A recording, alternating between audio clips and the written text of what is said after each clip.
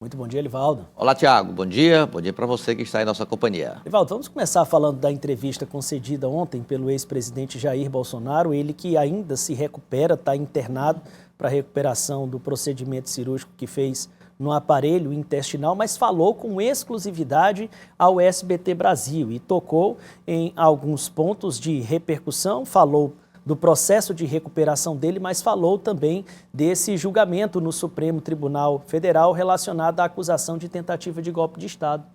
É verdade, Tiago. É o que está, de fato, incomodando não só Bolsonaro, como seus principais aliados nessas denúncias que foram já transformadas em ações que tramitam no Supremo Tribunal Federal. Vamos já falar sobre esse tema, mas na entrevista concedida ao SBT, Bolsonaro avaliou o estado de saúde, sofreu uma cirurgia extremamente complexa, ainda se recupera na UTI de hospital em Brasília e também dessa situação que pode tirar de vez o ex-presidente da disputa eleitoral do próximo ano como candidato. Ele avalia esse ambiente da conjuntura nacional. Estava no Rio Grande do Norte com o senador Rogério Marinho e após o primeiro evento comecei a passar mal. Bem, rapidamente o pessoal me levou para um hospital público, lá em Rio Grande do Norte, é o Hospital de Santa Cruz, e fui muito bem atendido e fui deslocado para o Hospital Rio Grande, e depois de avião UTI para Brasília. Fui internado aqui, foi uma cirurgia no último domingo, dia 13, né, que começou por volta de 9 da manhã, acabou 21 horas, ou seja, 12 horas de cirurgia. Foi a cirurgia mais invasiva, complexa e de risco que eu enfrentei até hoje. E essas questões eu vou ter que aprender a conviver com ela. Olha, pelas condenações que estiveram até agora, condenações absurdas, é um processo, né, tipicamente político, não tem nada de técnico.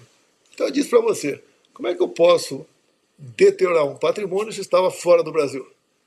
A outra questão também é dano qualificado contra o patrimônio da União, ou seja, é a mesma coisa, uma repetição. Que dano é esse que eu participei? Você não tem uma só ligação com quem seja aqui no Brasil. E outros dois idênticos, né? Golpe de Estado, uma brincadeira.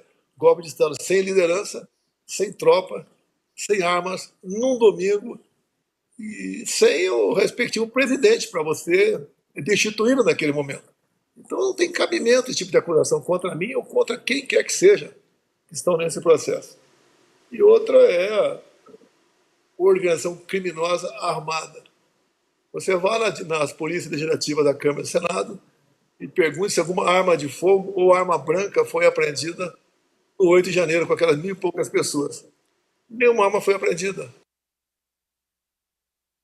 Livaldo. Primeira situação do ex-presidente, né, Tiago? Ele num leito do hospital ainda, com um mecanismo ali no nariz, sugerindo até um suprimento de ar, de oxigênio, né? Verdade. De oxigênio, então, não ainda é boa a situação da saúde do presidente Bolsonaro. Senão já teria tido alto, né? Verdade. Senão já estaria segue na plena UTI. atividade, segue na unidade de terapia intensiva de um hospital de alta complexidade lá de Brasília, do Distrito Federal, tratando do pós-cirúrgico. Então, a situação de Bolsonaro com relação à saúde ainda inspira cuidados, ainda exige muitos cuidados. Bom, daí para a parte política, Bolsonaro, que luta para se manter, recuperar, restabelecer a saúde, ele também luta para se manter vivo na política, isso é fato. Inegavelmente, o ex-presidente, ele lidera a fatia de oposição ao governo federal que tem densidade eleitoral. E se envolve nessa situação jurídica no Supremo Tribunal Federal, que hoje a primeira turma do Supremo Tribunal Federal volta a julgar denunciados pela Procuradoria-Geral da República dos atos golpistas de 8 de janeiro e também atos anteriores. É um conjunto de fatores que envolve a tentativa de golpe de Estado e hoje mais 6 denunciados serão julgados no Supremo Tribunal Federal da primeira turma, não no mérito, mas se o Supremo acata ou não acata a denúncia da PGR, da Procuradoria-Geral da República. E dentre os envolvidos, os denunciados, 2 pessoas muito ligadas ao ex-presidente, que no caso o ex-presidente, o ex-diretor-geral da Polícia Rodoviária Federal, Silvinei Vasquez, Vasquez, que chegou a ser preso na eleição, logo depois da eleição de 2023, acusado de tentar barrar eleitores de Lula para a votação em 2022. E Felipe Martins, que foi assessor especial da presidência da República e acusado, denunciado por ter feito a minuta do golpe para ser posto em prática naquele momento da vida do país. A tendência é que esses 6 que formam o chamado núcleo 2 da tentativa de golpe, que são responsáveis pela parte operacional, tentativa de assassinato do presidente Lula, do vice Alckmin e do ministro Alexandre de Moraes, e mais a parte da logística dessa operação engendrada para obstruir a democracia no país. Bom, qual é a tendência dessa análise na primeira turma do Supremo?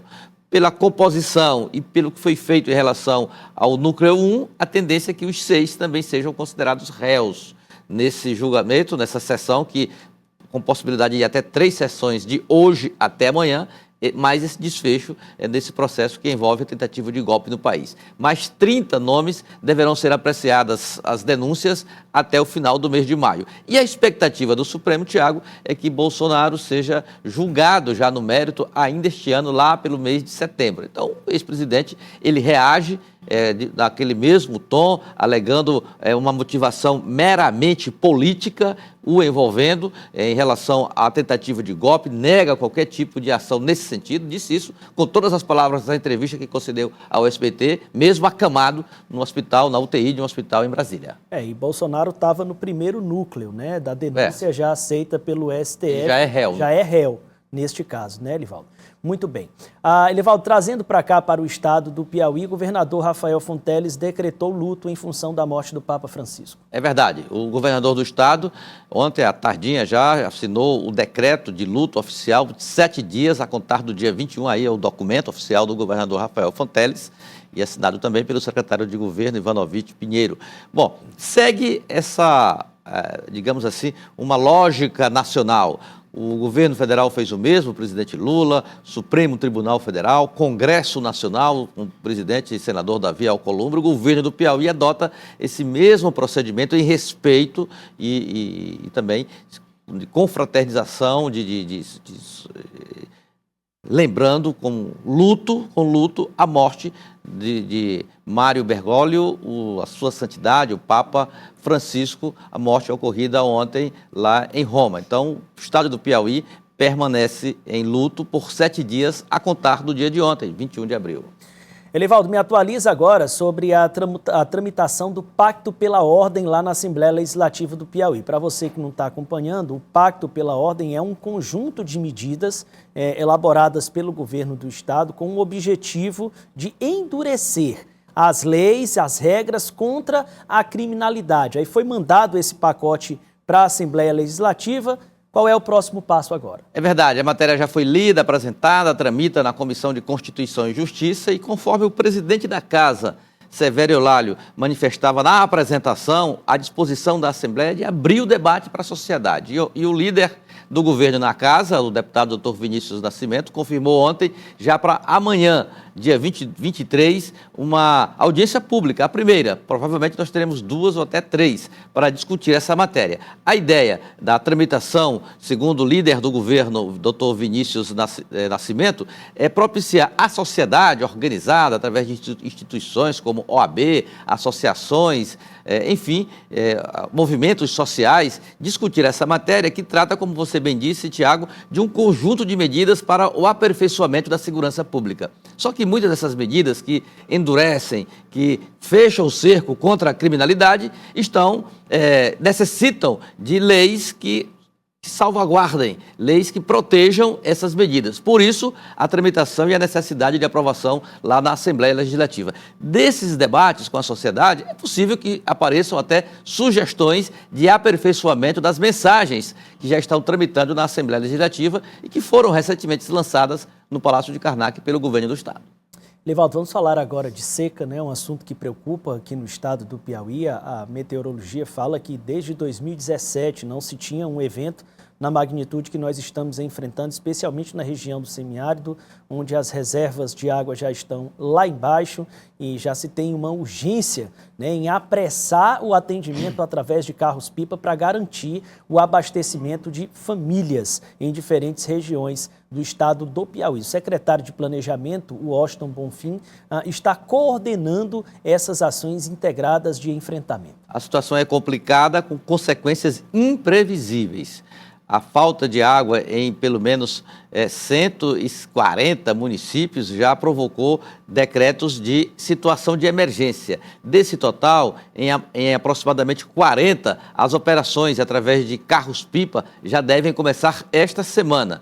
São vários órgãos do governo do estado, junto com a Associação de Municípios, a APPM, estão envolvidos nessa operação para que reduza o máximo possível o efeito dessa falta d'água, desse regime irregular de chuvas que acontece no estado do Piauí, que já há algum tempo isso não ocorria. O secretário Washington Bonfim, do Planejamento do Estado, ele coordena essas ações e ontem informou que as primeiras contratações pela Defesa Civil do Estado de carros-pipa devem acontecer dentro de um curtíssimo prazo, porque a situação em 49 municípios já listados, Tiago, é de que já estão assim num ranking de efeito de consequências graves em relação à oferta de água para pessoas, animais e água também, até mesmo para suprir a necessidade de plantações, ainda que em pequena escala. Então, os reservatórios do Piauí, em muitas regiões, já estão com seus volumes comprometidos,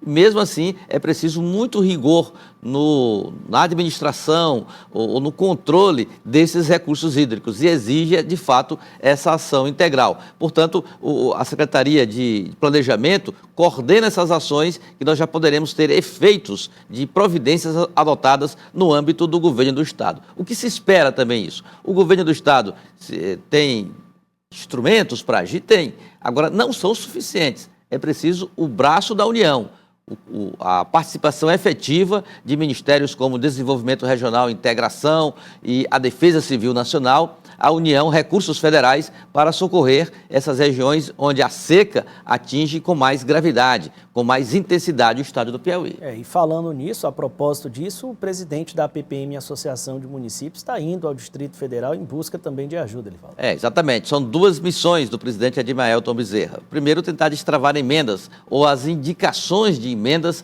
para municípios do estado. É um ponto importante. E depois, preparar o terreno para a marcha dos prefeitos, que ocorrerá em maio, dia 19 de maio, e deve, eu diria assim, culminar com inúmeras propostas que têm a ver com o fortalecimento dos municípios, nesse momento particular do Nordeste, que sofrem com o efeito climático. Então, é uma pauta muito extensa que o presidente Adimaelton Bezerra deve cumprir até sexta-feira em Brasília, em busca de apoio federal para os municípios piauienses.